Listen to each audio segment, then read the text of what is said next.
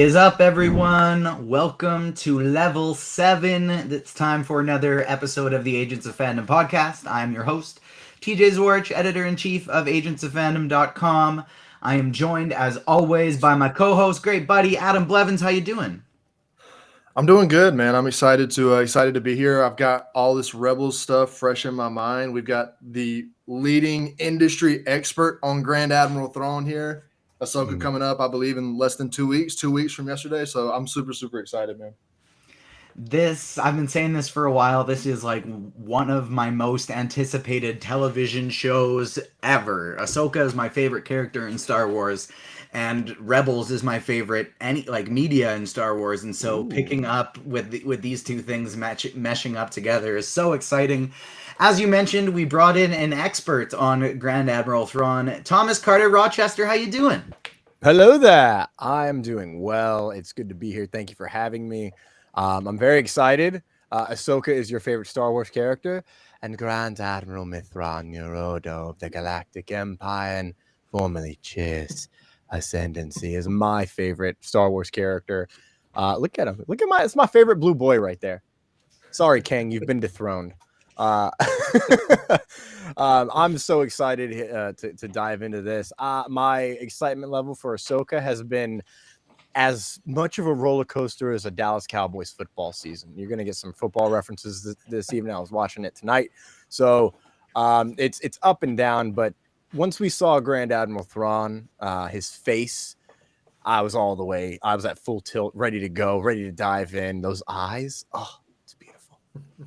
And it being Lars Mikkelsen portraying him just makes it all the more special because that's, of course, who was his voice actor as well. Shout out to the chat complimenting my new haircut. This is why you either got to be watching us live on Twitch or on YouTube after the fact, because you get things like the new haircut. I got my Ahsoka and Thrawn figurines here beside me. If you're watching on YouTube, make sure you hit that like button. And to those listening, wherever you get your podcast, thank you so much for doing so. Make sure you leave us a nice 5-star rating.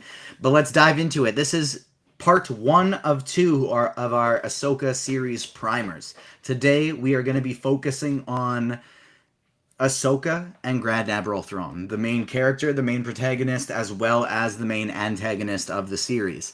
Next week, we are going to be joined by our fellow agents, Layla, the host of the Fandom Academy podcast, as well as Damon, host of the Agents Fandom Comic Corner, and we're going to be talking all about the Rebels, because this is being called by many Rebel Season 5, but in live action. And so we're going to dive into the Rebels, and we're also going to have a really fun Star Wars drafting our own Rebel battalion, including a droid, some Force users, some X Factors, and other things of the like. So that's going to be a lot of fun. Make sure you tune in next week.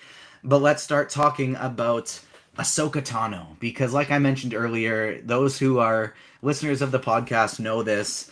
This is my favorite character in Star Wars. Another reason I'm so excited about the show is Sabine Wren, another main protagonist of this show.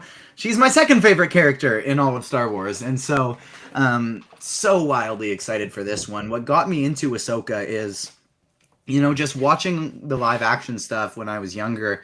I didn't watch Clone Wars and Rebels as a kid. I watched Clone Wars and Rebels as an adult.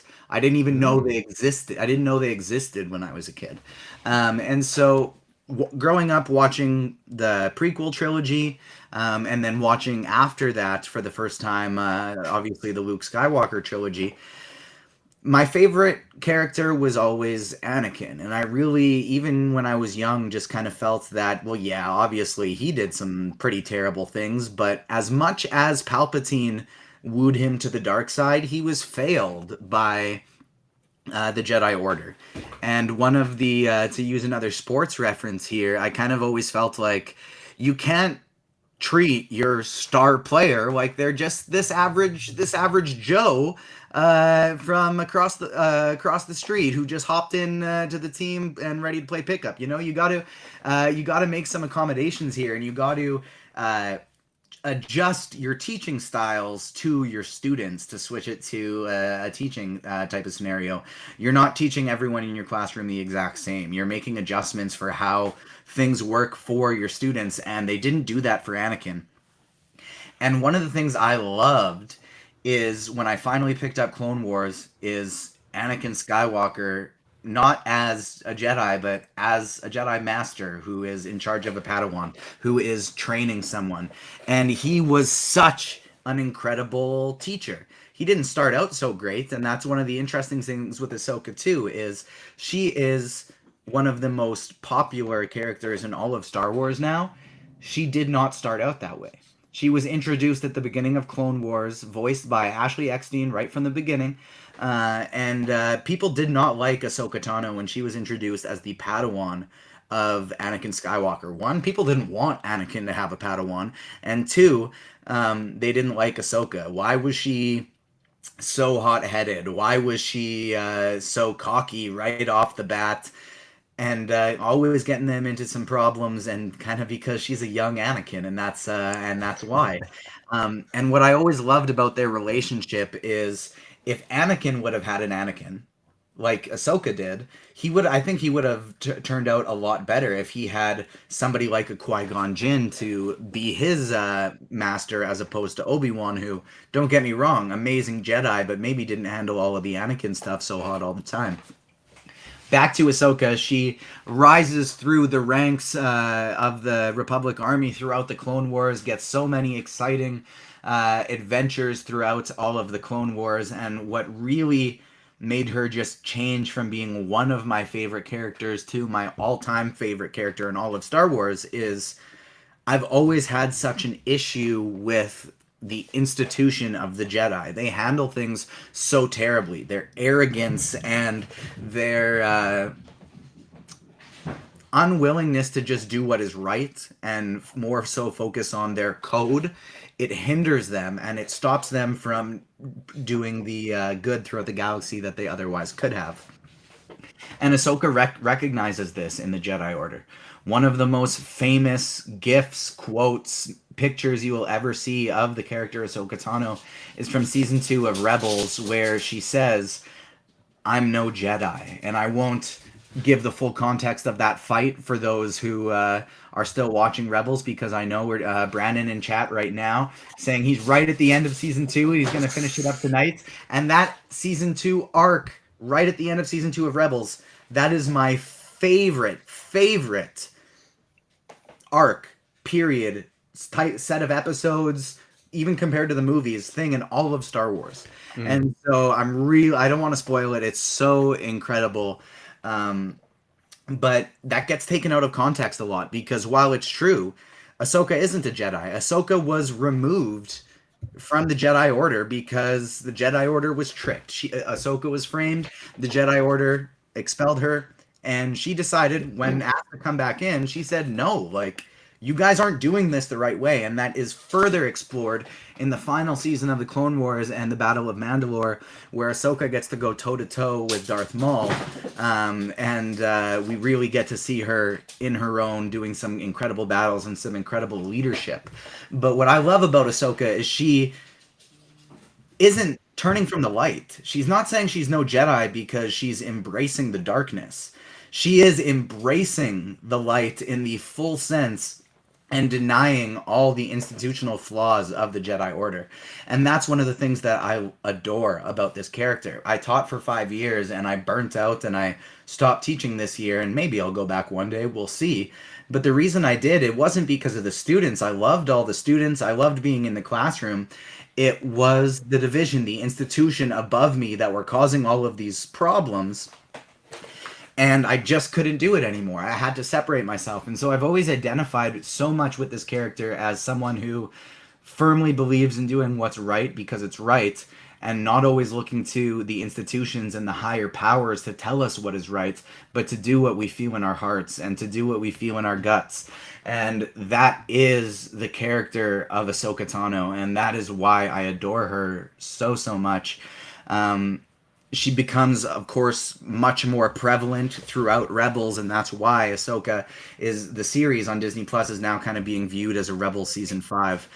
Adam, I want to throw it to you. You watched the Clone Wars before. You are just finally fresh through completing Rebels. What is your relationship to this character? How much do you love love the character, hate the character, and what are some of your favorite moments? Well, it's going to be really hard to follow up that, as I said on the show before, that delightful monologue that you just gave right there. It's going to be tough to build off of that. But no, I mean, I love Ahsoka. Similar to what you were saying earlier. Or I actually did watch the Clone Wars a little bit when I was younger, when some of the episodes were airing on TV. But at that point, I really didn't have any idea what was going on. I was like, oh, cool. Here's a little Star Wars show coming on the TV. Like I had no idea. And the Clone Wars follows this really like disjointed structure. I mean, in terms of like you get 3 episodes, and then at the end of those 3 episodes, it just doesn't matter. Like it's not like Rebels. It's like where it's one congruent storyline. So I would watch it all the time, and then like catch different episodes here and there, and be like, they had nothing to do with each other. So it's just like, okay, I'm probably not missing like any kind of larger like overlooming story. And then when you watch the whole thing at once, you realize there is, and it's like that's why I see people talking about like these essential episodes for Clone Wars and stuff, and I think there definitely are, but you really will see the benefit of why like taking the time to watch the entire thing. It's like the Clone Wars and Rebels too, especially because like, strictly for Ahsoka. I mean, I won't say disappointed. I adore Rebels. It's incredible. I think it's the second best Star Wars show ever. But I know like TJU and Garrett too. Shout out to Garrett. We're talking so much about like how much you love Ahsoka and how much you love Rebels and all this stuff. And I knew she was like a prevalent character in the show, and I was kind of like I had no idea what to expect with her going in. And her presence is less than I would have liked. Like I understand it, and it makes perfect sense. She suits the story in a very compatible way. But it was like damn, I kind of, especially this older version of her with the white lightsabers, and like you said, like embracing the light but not embracing the Jedi is just such a fucking cool character that I was like, I really want to see more of her. And when she was around helping them, like especially near the end of season 2 and everything, it was so great. But I mean, she really is one of the more unique characters, and throughout the Clone Wars too. I think that's because she is like, and they get away from like you said some of the stuff in the beginning, but she's like a conduit so often for exactly what the audience is thinking, which is kind of what they did with Anakin early on too, being like, wait, why are you guys? I mean, maybe not the killing children part at the end for Anakin, but like the early days of Anakin, constantly questioning everything is exactly what the audience was all doing. Like, wait, you're not going to go help because of what? Like these politics and this weird like narrow-minded code that you're following. So you're right. Like it was the perfect situation for her to end up as Anakin's master, or as Anakin's Padawan. I'm sorry, for Anakin to end up as her master. And it's kind of sad that she couldn't really do as much. And I don't think there was anything she could have done for him to prevent his turn to the dark side. I think once Palpatine got his claws into him pretty early, I think by the time Ahsoka got there, all those plans and everything were already laid in motion. But I don't know. She really is a great character. I'm really interested to see how this show works and exactly where. I know it's going to be set like after season 4, so this is going to be the farthest forward, if I'm not mistaken, except for maybe some books and stuff that we've seen of Ahsoka. Like this will be like furthering her timeline. I don't know. I'm not somebody that's not fluent with all the books and the comics and all that stuff. I'm not sure, but I'm really excited because she's also like an ever evolving character. Every time we see her, she's learning and she's growing and stuff. So I think the show is going to do just that, and I'm incredibly excited. That's such a great point about how she really isn't in Rebels all that much, because when you hear people explain Rebels, she's so prevalent because when she does show up, it's some of the most important moments in the entire series. But the timeline that she's there actually isn't all that much, which is one of the reasons as well that makes this show so exciting, because now we're finally getting basically a full season of Rebels, but from Ahsoka's perspective. And that's another one of those things that if you tie back to some of her appearances in The Mandalorian, I totally understand from like, I love The Mandalorian as well, but from like fans of the show who liked it more earlier on when it was more of like a episodic week to week mission of the week, and they really wanted it more so focused on a Mandalorian battle as opposed to bringing the Jedi in so aggressively. There are very few moments in all of Star Wars I cherish more than seeing Ahsoka talk to Luke and saying like, "Wow, you remind me so much of your father." That's one of my all-time favorite moments in Star Wars. So I adore the direction they went with that, so we could get more of it. TCR, sorry, you've been neglected for a long time, but that's because you're going to be taking the lead on the Grand Admiral Thrawn aspect of this conversation. But what is your relationship to the character of Ahsoka? When did you start watching her, and how do you feel? So I think I'm the elder statesman here, is the math that I just broke out listening to you guys talk about your Star Wars experiences.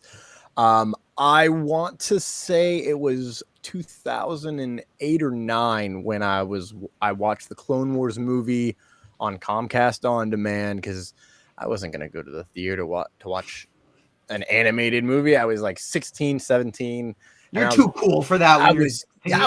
was way too cool. I mean, I had long hair, I worked out, I ate a lot of food, so you couldn't tell. Bark also dog. And I honestly just didn't like the movie. I was like, oh, it feels more like a TV show. And then years later, I'm like, oh, well, that makes sense, because it's the first 4 episodes of the series. Like, all right, Fox, I see you being dumb as always back then. Then I didn't watch any Clone Wars until Maul came on. They brought Maul back, and I was like, my boy's back. I should watch this show and see what happens. I think before then I'd seen the Mortis arc. So I'd already seen her rebirth, if you will, as an extra light character. She was very changed after that, is one thing that I always kind of enjoyed, is she seemed to settle a little more, be more confident in herself. And then, of course, Jedi No More. But when I was, let's see, it's 14, I was 23, I think, about to graduate college when Rebels premiered. And I watched every single episode live, unless I missed some weeks, but I had DVR, so it's hard to remember. And then when she showed up at the end of episode 15 or 16, the season finale of season 1, and she showed up unexpected, I was like, oh, okay, we're doing this.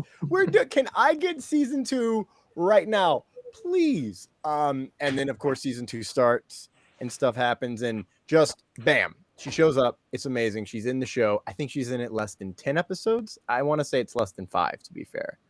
I know we've got boom, boom, boom, boom, boom, boom, boom, maybe 7 episodes. Only 2 to 3 are about her specifically.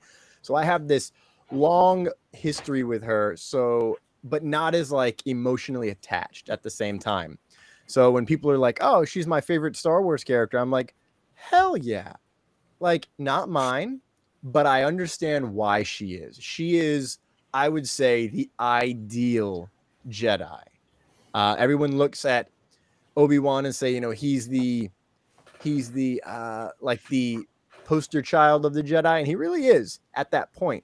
But he's not the ideal Jedi. I think Ahsoka Tano would fit in far more in the High Republic days, when it was the light of the Jedi, the golden era.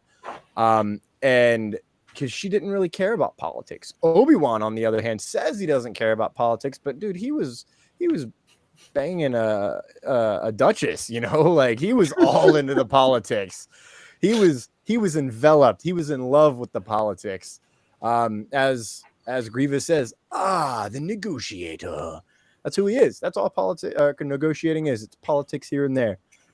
Ahsoka, That's the her thing journey too, thus right? far To has been further beautiful. that point with Obi-Wan, I really think, now we see obviously at the end of Phantom Menace when like Obi-Wan's saying like, I am ready to take the trials, and he 100% was ready from that capacity to be a Jedi. But I really think he would have benefited so much more with an extended time with Qui-Gon had that not been cut short too early, because like we see in the Clone Wars when Obi-Wan, and my dog right behind me, as you can see if you're watching the Twitch stream, is named Obi-Wan, so I keep saying his name and he gets fired up every now and then. But he with more of that, you know, fuck the institution, do what the Force, do what you feel in the Force type of mindset that Qui-Gon gives, I think we would have seen a much more effective in seeing through the dark side type of Obi-Wan Kenobi in the Clone Wars. But I agree with you 100%. From like the mindset of the Jedi code, the Jedi Order, and how they were doing things, Obi-Wan is the picture perfect Jedi. But from the perspective of the Force and the light side of the Force, it is Ahsoka Tano. She says she's no Jedi, but it's because she doesn't buy into their institutional bullshit. She is the Jedi in terms of what it really should be the ideal. Yeah, exactly. And I was looking up to see when how old Obi-Wan was when Qui-Gon dies, because I'm pretty sure he's 25 years old at that point. He's like one of the oldest Padawans still around, and it is because Qui-Gon is like the reason he wasn't ready is because he's such a this sounds terrible. He's kind of a yes man to the Jedi. He believes in all these ideals, and he's always like, I don't think you should go against the council again, Master Qui-Gon. And it's like, bro, first off, they're blinded by their own issues. By that point, how does one put this? He was already losing. They were already lost Dooku by that point for about a decade prior to Phantom Menace timeline, if I'm not mistaken, based on Dooku Law, Jedi Lost. So the Jedi were losing everything. And what do? They continue to fall deeper and deeper. I just listened to the book, Rise of the Red Blade, and Ahsoka Tano gets mentioned in there, but she's so busy that she can't help train Iskat Akaris with dual lightsabers, and so she trains herself. She's literally outcasted. Just said her name, I forgot. Iskat Akaris, and she's very much feeling like Anakin Skywalker. She feels shunned. She feels pushed away. She admires Anakin. Anakin is like a young Padawan, but he's out there destroying, battling because she's in the Battle of Geonosis up in the crowd. You'll never see her, but she's there, and it's that whole book is just why the Jedi are wrong, why the Jedi are doing this, and it doesn't mention Ahsoka leaving, but when Ahsoka leaves, that is the most Jedi thing she could do in that moment, is walk away from something that is not serving her and not serving the greater good of the Force. And I love that she is about to I'm really excited to see where we go with her in the series, because it is the furthest we've ever seen her. And she is the ultimate light side user, because as we know at this point in time, I will argue, the only reason Luke Skywalker cut Vader's hand off is because he tapped into the dark side and lost his shit a little bit. And then bippity boppity boop, you know what? I'm going to choose the light side again. Whoopsie daisy. My bad. And Ahsoka has not really done that. She didn't kill clones. She didn't want to. Obi-Wan? Yoda? Interesting it is. Murderers. For those who don't know, TCR is also a incredible voice actor, and so we're going to talk a little bit more about that later. But I think it might be time now to dive into the antagonist of this series, Grand Admiral Thrawn. He is, as much as Ahsoka is my favorite character, he is my favorite villain in all of Star Wars. I think he is the scariest villain in all of Star Wars, because where Emperor Palpatine and especially Darth Vader, you can find flaws in terms of how their emotions cloud their judgment. You can use that against them. You cannot use that against Grand Admiral Thrawn, because his emotions never cloud his judgment. TCR, give us a little backstory on the villain that is Grand Admiral Thrawn. I'm going to give everyone the abridged version, because I've read all 9 books that feature Grand Admiral Thrawn. We're talking the Chiss Ascendancy era, the greatest era. Give me an entire Chiss show, by the way. Like, just let me run it. I'll be fine. We'll be good. A lot of blue people, a lot of red eyes. It's going to be fantastic. And then, of course, the canon Empire trilogy, which leads up to his appearance. The first book leads up to his appearance in Rebels Season 3. The second book takes place between Season 3 and Season 4. And then I believe it's Episode 14 in Season 4. That is the episode where he gets sent off somewhere. And the third book takes place between that and the finale of Season 4. So there's that. And then, of course, the original Legends trilogy, Heir to the Empire, with Luke, Han, Leia, Lando, the kids, the twins. That's right. You guys don't know. If you don't read those and don't know about the Legends, man, Leia had twins, not just Bens. That did not mean for that to rhyme, but I'm so proud that it did. So I just did last week a 2.5-hour book club special on Reckless Rebellion with some friends, Buddy, who does a Star Wars comics and canon podcast over from the UK, and then Nathan Johnson from the direct.com. We dove into all 9 books as best we could. It took us forever. So I'm giving you as close to an abridged version that I can. It's going to be more abridged than what I just went through. Here we go. Mithra Neurodo was born in 59 BBY. He's better known by his core name of Thrawn. We're not going to get into the whole Chiss situation because I'm not 100% sure it's going to matter in the greater aspects of what we're going forward. But hey, man, it's the greatest era of Thrawn, if you ask me. He was a Chiss male officer of the Chiss Ascendancy and a Grand Admiral in the Imperial Navy during the age of the Galactic Empire. He was, very important rock quotations, exiled from the Ascendancy for preemptive strikes against enemies. It's a whole political BS brouhaha over there. And I will say the only weakness Thrawn has, at least in the books and up to this point in canon, is politics. So that's actually really fun to play around with. During his time in the Empire, though, he was able to link together seemingly random robberies and incursions to a man that was codenamed as Night Swan. Very similar to Dedra Mero's, recognition of all the rebel cells plotting together in Andor, the greatest Star Wars thing of all time. And he actually deduced in the second book, Alliances, spoiler alert if you've not read that, he had met Anakin Skywalker back at the very end of the Clone Wars in the Outer Rim, and they'd work together. Then he's paired with Vader by the Emperor at that point in the book, and they kind of jump back and forth. It's a little confusing at times, but he uncovers and deduces that Vader is actually Anakin Skywalker, his old friend. Boy, is that fun. That's so much fun to read. And then after that, he uncovers the plot of stealing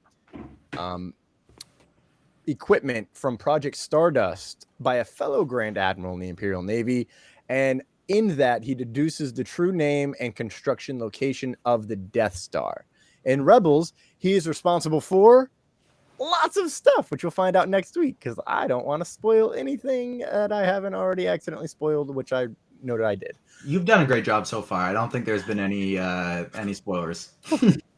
There's Brandon, man, dude, buddy, I can't wait to see your reaction to the end of season 2. I'm thinking about it right now. As soon as he's like, he's at the end, I'm like, I can't say a thing.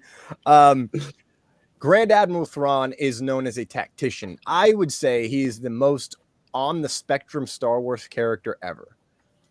If the way he's portrayed in the books, the way he's written by Timothy Zahn, it's very much tactician, meticulous. Every little detail matters, and eye twitch. The way someone exhales, the way someone favors in a fight. He deduces his entire thing is learning via the culture of art.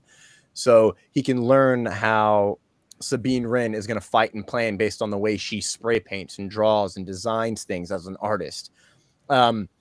He's always so visual, so he can look at a tapestry, recognize how they are different, and they're it's built a certain way to here, it's designed a certain way to there, and it changes and the colors change, indicating it was made over a long period of time, or it was done by 3 different. It indicates 3 different imperial reigns, if you will. So the first third was during one, then there was a big invasion. The second was during that, etc. My favorite thing he ever does is watch somebody conduct music, and that is how he deduces how the person is going to fight in battle, how they're going to utilize all of their starships. Because I'm trying not to spoil the books too much, so you should go read it. I mean, I told you what happens in every book, but it's about the journey. All right, it's about the journey. I mean, we know Anakin turns to the dark side, but doesn't make it any less fun to watch the first stuff. I will say, killing the kids part it's a little tough. That's not fun to watch. Not great, Bob. Yeah, thank God they didn't show that. Oh, and then Kenobi happened, and we were all torn apart. So Grand Admiral Thrawn is very emotionless. He approaches the world and people as assets, learning mechanisms, learning tools, and analyzes How does one say this? Analyzes ways to work within a system that edges the line of breaking the rules, but technically doesn't. He'd be a great lawyer, but he really does suck at politics. So he does get exiled from the Chiss Ascendancy because they have a non-preemptive strike rule, and he always finds a way around that. And they also have a do not speak with aliens, do not assist aliens, you cannot interfere in other battles unless you are shot upon. There's a whole list of entanglements that exist in the Chiss Ascendancy expansionary defense fleet that he totally breaks all the time, and that is why he is exiled. And the way that he is going to be moving forward is very interesting, because at the end of his journey in the Empire, it is shown that he can only be defeated if there is something completely unaccountable. You can't account for it in advance. Example, like a specific force power, or or the continuous fucking up of subordinates on his team. Yes, that's also very true. Oh man, so in Heir to the Empire, he's such a vastly different character in terms of what he's willing to do. He earns respect and honor and valor in all military things. The people who hate him in military end up loving him because of the way that he teaches. He's always got a protege, so I'm very excited to see if Paleon is going to be his protege going forward, or if they're going to bring in Eli Vanto, which, for the love of God, that'd be amazing if they brought him in. It'd be great if they waited and hired this guy, because I can do a Southern accent too. I mean, look at this mustache. Of course I can do a Southern accent. So I really hope that they bring in Vanto, but I think they're going into the Heir to the Empire, where Captain Paleon was introduced by Timothy Zahn. We've already seen him. They talk about Project Necromancer, which might be a multi-layered thing that I didn't think about until this week. I don't think it's just about the Emperor and Snow. It might be about other beings, I think is a good way to put it. So in Heir to the Empire, he actually instantaneously has someone killed out of nowhere, which is incredibly opposite of how he treats subordinates in, I don't want to say Rebels, because I don't remember enough of Rebels, but definitely in the books leading up and throughout Rebels. In fact, the only time he ever really loses his composure is it's that like famous gif. He grabs the guy, pulls him in. He's like, my apologies. Not everyone is able to understand the sophistication and tactile advantage of art. It's like that whole thing. That's the only time he ever really loses his cool. But I'm really excited to see if they're going to lean more into the downright villainy that is inside the Heir to the Empire trilogy, which I'm leading towards the idea that yes, he is, because my favorite quote from him ever is in the final book of the Chiss Ascendancy trilogy, and it is let's warm up the voice for this. I'm going to give it straight to you, and you're not going to understand any context within it, including the character he's speaking to, but it's a big character. Let me explain something, Kilori of Undualan. My job, the sole reason for my existence, is to defend the Chiss Ascendancy and protect my people. I will do whatever is necessary to achieve that goal, and will allow nothing and no one to stand in my way. Do you understand? So that is his mentality for his people in the Chiss Ascendancy. Real fast fan theory that I don't think matters. What happens at the end of Rebels, the question is always, where did he go? Right? Why does that mean? You'll find out. Because, I mean, if he was in the original trilogy, those rebels would be squashed within the first half of that movie. If they made it that far, let's be honest, he would have destroyed Rogue One. Oh, he'd ruin my favorite movie or make it better. Anyways, could you imagine Grand Admiral Thrawn in my favorite Star Wars movie? That would be epic, dude. And he has this great plan that's thwarted by Vader just being pissed off and fully wrecking his plan, and then goes in and still does his cool scene. Yeah, the best of both worlds.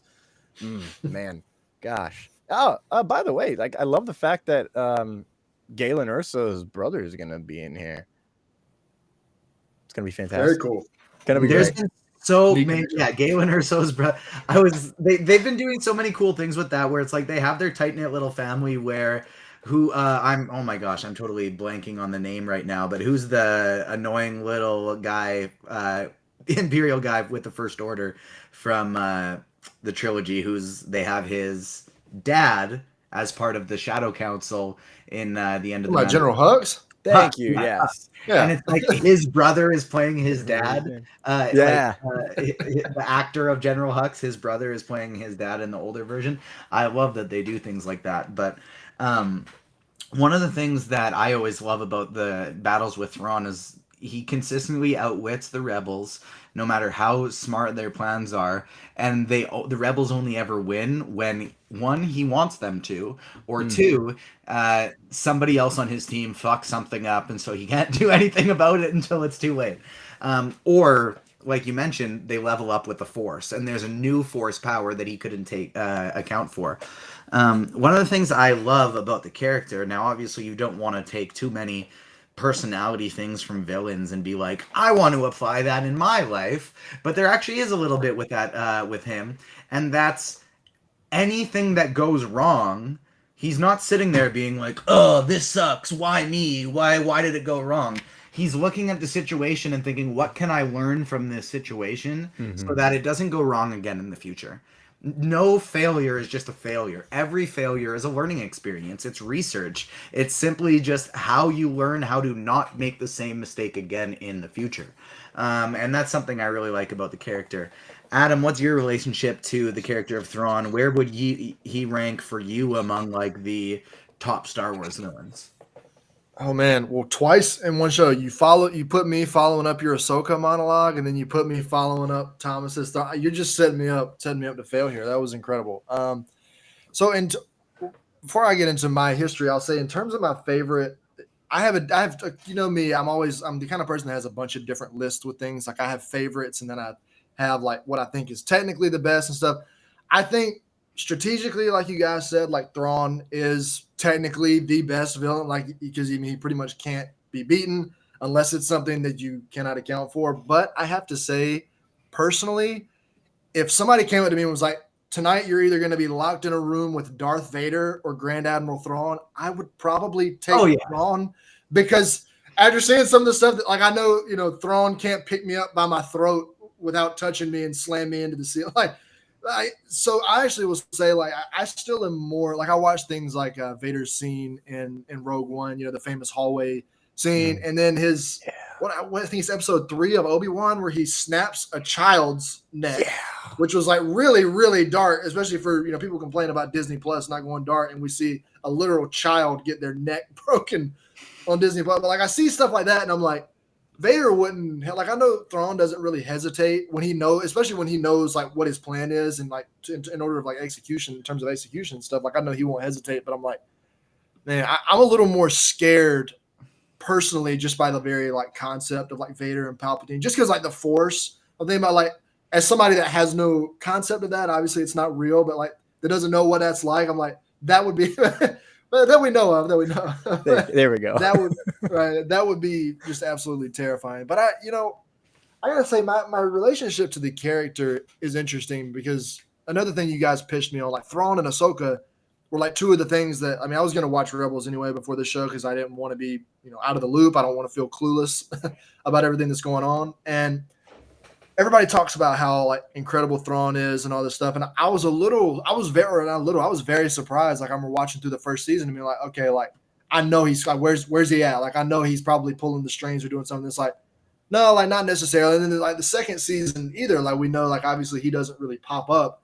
And so, I mean, I'm sure he had his hand in different things that were going on throughout those first 2 seasons, but we don't really get to see the direct effects of that until season 3. But then when he shows up, I mean, it's just like every scene, even like the smallest scenes, are so incredibly captivating. I want to shout out, I don't even know, I haven't looked on IMDb, I'm not familiar with it, the writing team behind Star Wars Rebels. To write a character like that is incredibly difficult, because one, you can either make him look like a complete idiot if he's not like living up to this hype and this standard that you're building him up for. Like, and he doesn't look like it. If you're building him up to be this character and then he's constantly losing all these different like little battles here and there, like then it just looks stupid. And he's not, like, he really doesn't, lose until the one big thing at the end that we'll be ambiguous about for the sake of spoilers. But, and then like, not only that, but just the choice to make him, I don't know, not an artisan or a person that's really, really interested in art, like Thomas was talking about, that's how he studies people. That's something that I feel like we haven't really seen in any medium before, whether it's like, or any kind of like superhero stuff, like somebody that studies a person's culture and their art and is so respectful of that. Like, obviously his ultimate goal is still to defeat them, but the respect that he has for that culture, and then like each individual person, like it's like, I'm going to destroy you, but not because I don't respect, because you're merely in my way. You are merely an obstacle in my way to my ultimate goal. It's not personal. There's nothing about this. But like, he is such an interesting character, and I'm excited to see more of him. My only thing that I want to say, from what I heard you mention a couple times, that he is going to be the primary antagonist. What I wonder about is, looking at this show, when we look back, if we will view Thrawn as more of a primary antagonist, or if we'll view him as more of like an overlooming antagonist, because we know he's going to be the big bad for their Star Wars movie and the heir to the Empire plans that they have. I wonder if we may not get to see as much of him as we would all like to, which would be a lot, ideally, in this series, because they want to kind of keep him as this overlord, and then to focus on more of Balin Skull, and I can't remember, Shin Hati, I think is her name, right? The other, his apprentice. I feel like we might end up looking back and viewing one of them as the primary antagonist, but I think he will, and I very well I could be wrong about that. That's just my initial thought, but I think he will be more of an overlooming presence, which I'm still excited to see, because I think there's bigger plans for him, and I think this series, and we've seen it in the Mandalorian stuff, has started to lay those plans. But man, I mean, just to circle it back, like an incredibly interesting. I think, although he may not be the most terrifying to me, in terms of like pure interest, I think he's far and away the most interesting Star Wars villain. Absolutely. I know. I actually agree with you 100%. That was more poor wording on my part. I think he's very much going to be the Palpatine of this next phase, in the sense of the one orchestrating everything behind the scenes. And we'll see a lot of him at certain points, but it's not necessarily going to be right straight off the bat. Now, we've heard his name mentioned by the Shadow Council in Mandalorian. We've seen him mentioned by Ahsoka in The Mandalorian. She's clearly looking for him. So whoever or not she will be coming up against in this series, her ultimate goal, like exactly like you said, Adam, will be the guy back there, the guy who's pulling the strings, Grand Admiral Thrawn. We don't know. The one kind of spoiler from Rebels, which is, I feel like, a spoiler most people know, is towards the end of Rebels, you do not know where Ezra Bridger is. And you also don't know where Grand Admiral Thrawn are at the beginning of this series. We don't know where we're going to be finding these characters who show up in this series. So TCR, like, is this, how far does the Thrawn lore go post Rebels? Like, how do we know anything that hasn't been seen on a television about where Thrawn is between where, like, the Mandalorian episode 7 beginning, where we are right now, and the fall of Darth Vader? No, we know nothing, because everything set after that is technically Legends. It's all Heir to the Empire, the Dark Force Rising, and The Last Command. The final in-canon appearance he has in the book realm is right before the finale. It's, the book is called Thrawn Treason, and it is set over the course of a single week. And that's pretty much the week from Jedi Knight to where he reappears in the 2-part finale. That whole time period is that whole book.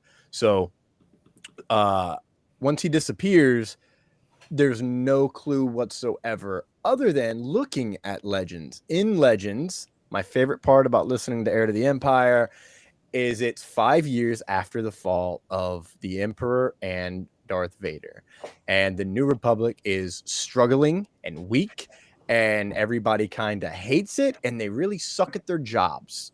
It's very bureaucratic. They're having trouble with Imperial remnants. They're having trouble with, oh my God, what are they? Smugglers and bounty hunters. They're just struggling to maintain any sort of order, as we've seen in Mandalorian. In that book, they say that Thrawn was a warlord in the Outer Rim, or excuse me, in the Unknown Regions, and the Emperor had sent him out there to wrangle in the Unknown Regions so that we could expand the Empire. That's said in the book. That was written in, well, it came out in 1991, like 7 months before I was born. Thrawn and I, born in the same year. Let's go. So we don't know anything. My thought is I've seen Timothy Zahn, the writer, the author, the creator of All Things Thrawn. He has said that there are 9 years from his disappearance in Rebels to his reappearance in Ahsoka, which checks out mathematically. And in that 9 years leaves a lot of time for stories to happen. So I believe he's working on a new Thrawn trilogy. And based on some things that happen pretty much throughout the whole book trilogy, inside the Chiss Ascendancy, spoiler alert, there's a civil war slowly brewing. And then in the Empire trilogy, it is already slightly begun, and it's a silent civil war, a cold civil war, if you will, between the rival families, because the Chiss Ascendancy is basically like a big mob with way too much power in the Unknown Regions. So it goes from there. I think they go back to the Chiss Ascendancy. I think he handles the Civil War. I think it doesn't go in his favor, and I think he's coming back pissed off with no home, and that I will do whatever I must, and nothing and no one will get in my way to defend my people. Will switch from Chiss Ascendancy to the Empire, and he's going to come in as a villain. I think he's just going to kill some people randomly like he does in the books, because a new order has to be set. A first order, if you will.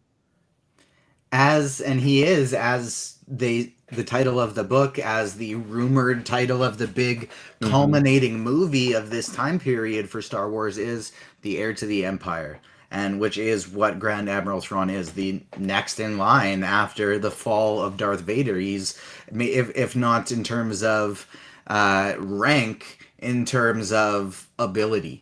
And so as kind of the Shadow Council from The Mandalorian alludes to, is like, this is the guy that's going to carry us through. As Moff Gideon's like, no, it's me. But obviously Thrawn, I think, is a little more capable than Gideon. And in this next season of Mandalorian, that's what we're going to see even more of, I think, is the beginning of that. I hate my job, I gotta deal with the Imperial remnants, and they're all just terrible at it, and that's how it's able to build right underneath their noses. And I think we're gonna see that bubbling in the next season of The Mandalorian, and Din and Grogu and whoever else is on this squad here having to deal with some of these uprising from various places, and we'll see how that will maybe connect to the Ahsoka series. What do you think, Adam? Do you have any ideas of where he could be? Here's what I want. Can I tell you? Maybe tell me if I'm crazy, but I want everybody, whether this be in a world between worlds or in a Tanalore, I need them to be somewhere outside universe where they don't age, so that Ahsoka can just still be Rosario Dawson, and in the next set of movies with Rey's New Jedi Order. I need Cal Kestis to be played by Cameron Monaghan, even though the timing doesn't add up, in all of his good-looking Cameron Monaghan glory, because he was somewhere where, it's only been 2 years for me, but it's been 30 years here? That's crazy! That's what I want all of these people to be, so that they can all culminate together. Maybe not likely. Where do you think they can have them?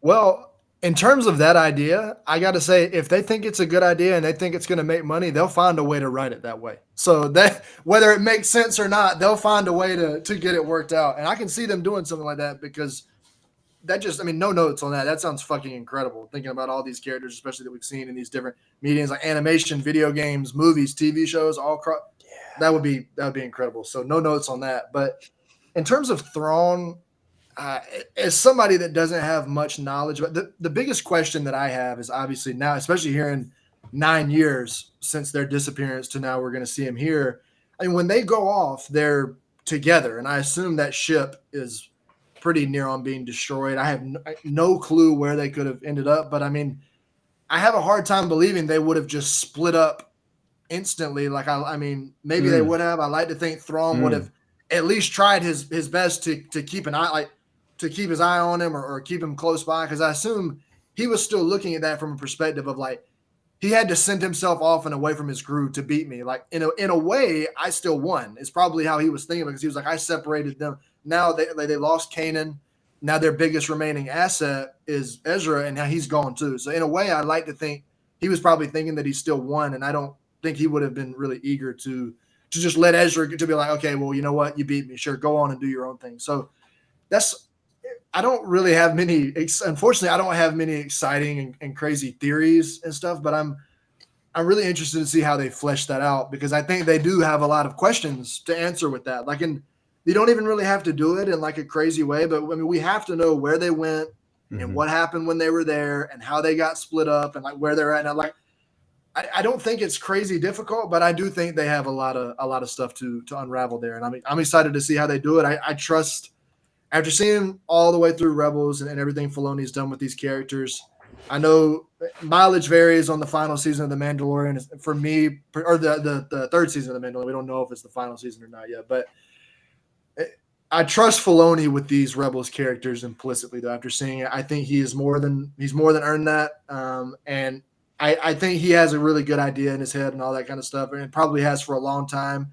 When they were writing that, and in terms of filling in the gaps the last few years, I'm sure he already knew exactly what Ezra and Thrawn went to do and what they've been doing in all this time since. So I don't know, no exciting theories, but I think they have a lot of work to do to kind of fill those gaps in. But I think they're more than up to the task for sure. I want to touch on the world between worlds, because until recently, I believe I started my reread/re-listen to the audio. By the way, guys, just listen to the audiobook. Screw reading. It's so the music, the score, the voice acting is beautiful. The sound effects, love a good lightsaber sound effect. So in my re-listen at the end of Thrawn Treason is when I changed my mindset from, they just went to the world between worlds and they're chilling for a little bit. And Thrawn, in the same way that Ezra was able to do his thing in there from that blue fire situation. That was really good. I'm fairly proud of myself for not spoiling anything. He barkity bark. They heard the world between worlds and they were like, we got a portal here. Watch out. I think that I always thought that Thrawn was able to finesse his way out, and now I'm like, maybe not forever. I think they might have gone there as a good way to get him off the chessboard.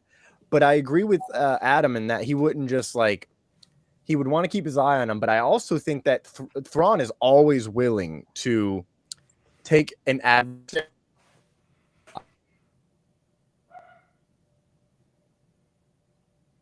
Like, we lost CCR.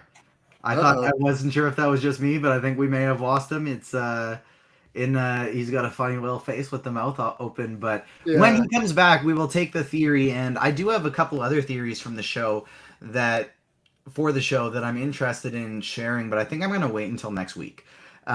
Because like one of them specifically has they mostly have to do with Rebels characters. And really, just for me to enjoy this show, it's like you said, I trust in Filoni that it's going to happen. But as long as they're true to the character of Ahsoka, true to the Rebels, and we just get to see them a lot, I really don't really care what happens. As long as we got our squad getting together and the main person is Ahsoka, I'm going to love this show. And so I'm very happy. I'm very excited to see how it plays out. Hopefully we get some questions answered in the series and don't have to wait too long. Obviously, we want... this is a story that will be told over the course of multiple projects for multiple years, but hopefully we get some answers right off the bat of all right, well, what have our Rebels been up to since the last time we saw them? That's the biggest thing I want, is kind of like a catch up. Where are they now? And have them all getting together by the end and us being fired up for the next time we get to see them. And we're going to talk a lot more about those Rebels next week when we're joined by Damon and Layla to discuss those characters and do our primer for that aspect of the show, in addition to, hey TCR, welcome back, in addition to a fun draft that we're going to have going, where we're drafting our own rebellion team with force users, droids, etc., etc. That's the other thing. Like, as I said, I want them to be true to the characters from Rebels and Ahsoka. As long as Chop is still a war criminal, like, I'm happy. As long as my guy is just still out here causing all kinds of chaos. Like, I don't think I've ever been so excited to see a droid in live action as I am Chopper. But TCR, back to your theory: world between worlds. Right. I was like, what happened? It's not a podcast or a recording if my Wi-Fi doesn't kick me off for 5 seconds just to ruin everything. I think that they might have utilized it, and Thrawn was going to always turns an adversary into an ally. He came to our galaxy proper to get a friend, get an ally. That was Anakin Skywalker. That led to him getting a meeting with Emperor Palpatine a few years later. That's how he gets offered a role in the Navy, rises up, etc., etc. He turns a couple of different Imperial officers that were against him on his side just by his effort and work. Night Swan, he offers a really important role. Night Swan turns it down. R.I.P. To that kid. In the last book, he's doing a project for Director Krennic. He's got on a time scale. So if he wins, he gets TIE Defender funding. If he doesn't win, and this is like keeping it bare bones, he loses that funding to Project Stardust. One of the people that he's working with is Assistant Director Ronan, who is under an underling for Krennic. He ends up allying with him and tells him that you're now going to be working directly with Darth Vader because you hate the Emperor. Darth Vader will kill you on the first spot. He'll know it without you even opening your mouth. He's like, he already does know it, by the way. He's probably read your record. So he utilizes him to go to the Chiss Ascendancy and fight this war. Ezra is now the perfect person to go fight this war with him because he can utilize the Force to train the Chiss Navigators, which are young girls who use the Force / third sight to travel throughout hyperspace, just like Mari Santeca from the High Republic. God, I love how it all ties together. And he would absolutely utilize Ezra in that war because, again, nothing and no one will get in his way. I always thought it would be Ahsoka that he would team up with. But now recognizing the 9-year gap, it's got to be Ezra. And Ezra, of course, is a good person. And he would love to help train the future. And it's always so interesting because, how do I say this without spoiling? The thing he says is, I know what I have to do. And it's after communing with the Force and sitting with it and dealing with the fallout of the final 3, 4, 5 episodes of Rebels. It's I know what I have to do now. And we've always questioned, what is that? And I think it's helped Grand Admiral Thrawn in his ultimate goal at that moment in time before the Empire and the Emperor all fall. And it's all because of the world between worlds. And we will finally see if that will start coming together in 2 weeks when Ahsoka is on Disney Plus. I will see if it's 1 episode we get. We'll see if it's 2 episodes we get. I believe it's 2 that they're doing. And so right off the bat, we're going to be getting a lot of content, hopefully a decent amount of answers as well. And if you want to know more about the character and more about the series, check out agentsofandom.com, where one of our fearless leaders, Garrett, wrote up an amazing piece from the first trailer, a deep dive into that, as well as recently one of our brand new incredible writers, listening to her first live show right now, I believe, Millie, wrote up an awesome piece on the website, everything you need to know before Ahsoka, 8 important details. So make sure you check out that one as well. And like I mentioned, we're going to be back next week for the second half of our Ahsoka primer, focusing on the Rebels. That was one of the longest Agents of Analysis segments we've had in quite a while. But I do want to bring up another segment that we haven't had on the show for quite a long time before we get out of here. And that's Simard's Spotlight, which is, of course, taken from Susan Simard's theory, which they touch upon in Ted Lasso, where Coach Beard says, trees don't compete for light. They all grow in unison with the sun, because there's enough light in the sun for all of these trees to grow. They don't have to knock each other down. We can all just build each other up in this space because there's enough space for all of us. And we're not really in competition. We just need to be helping promote our fellow creators who we respect and we like. And TCR, you are such a great person in this industry, and you do so many different trades, whether it be podcasting and voice acting and stuff like that. So not only make sure to go beyond the typical where can the people find you on socials. This is your time to shine. Where what is it that you do, and where can the people find you? Oh man, what don't I do is the question people always ask me, and let me give you just a brief rundown of things I do. I teach yoga. I'm an engineer. I used to be a personal trainer. I do podcasting, birthday parties, acting, voice acting, production work, writing, directing, all that fun stuff, because creators going to create. I've really been focused on acting since 2016. That's been my main goal, and I have to do all these other things to accrue money to pay for that goal. So, you can always follow me on the socials at TC Rochester Act. It's the best place to find me across all the social platforms, whether it's the Dead Bird app or the at symbol app or the other squiggly at symbol app, Threads, Instagram. I'm not on Facebook that much anymore, but you can follow the journey that I have going on over there. You can also watch the movie called Corsicana, hardcore trigger warning. It's rated R for some serious shit that happens. I have a role in that movie. It's a feature film. I got to work with some great people. It was a very fun experience filming in Texas in the end of August, early September. Just brutal weather to say the least. And a lot of you can also listen to one of my many voices on the Power Rangers audio drama, which you can find across all your podcast feeds there, written by Carl Dutton. He's a fantastic writer. I love Power Rangers. You don't know this. I don't promote it as much, but it was my first fandom love because I was 1 year old when it came out. In 18 days, it turns 30. Whew, let's go. And of course, I do podcasting as well. That is Reckless Rebellion. What does that mean? It's a podcast with enough chaotic energy to fuel a Death Star, all about the wars in the stars. I'm on there with the box office, David Thompson. He's also the co-host of thedirect.com, senior editor at The Direct. Kleinfeld, he is a co-host of Controller Club and also senior editor at The Direct. And then Jack Pews, Jacksonville Pews. What was my other nickname for him? He's the man of many nicknames. We all come together, and if you think I'm like tangential and chaotic, wait till the other guys join, and we go off the wall all the time, always having a fun battle. On Twitter, we're at Reckless Rebels, ReckLessRebels, and our latest episode dropped yesterday. It's the book club special, 2.5 hours of Thrawn. Oh man, it was like a birthday present coming 2 months early.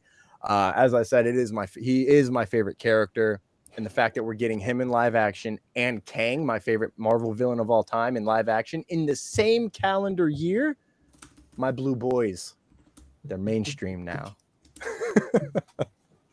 If you want more on Ron, make sure you check out the Reckless Rebellion podcast. If you want more on Ahsoka, make sure you check out agentsofandom.com, where our wonderful new creator Millie put up a great article, everything you need to know before Ahsoka.